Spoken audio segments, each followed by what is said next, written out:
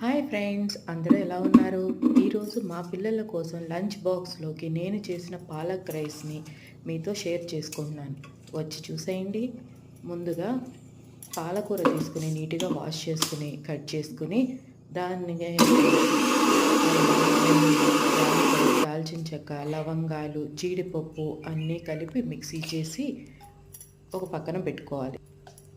Next కుక్కర్లో ఒక 2 table spoon గీ వేసుకుని అందులో బిర్యానీ దినుసులన్నీ వేసుకుని నెక్స్ట్ సన్నగా చాప్ చేసుకున్నటువంటి ఆనియన్స్, చిల్లీ వేసి బాగా ఫ్రై చేసుకుని మనం మిక్సీ చేసుకున్నటువంటి పాలకూర మిక్చర్ ఉంది కదండి, దాన్ని వేసి బాగా దానిలో ఉన్నటువంటి తేమంతా పోయే వరకు మంచి స్మెల్ వచ్చే వరకు ఫ్రై చేసుకోవాలి.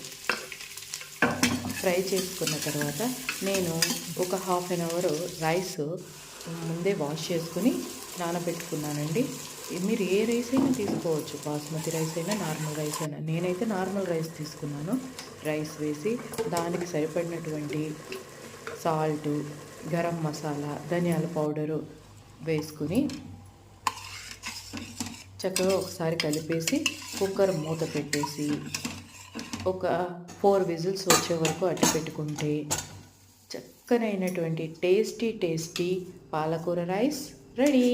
చూసేయండి మీరు కూడా ఎలా వచ్చిందో. మీకు నచ్చితే లైక్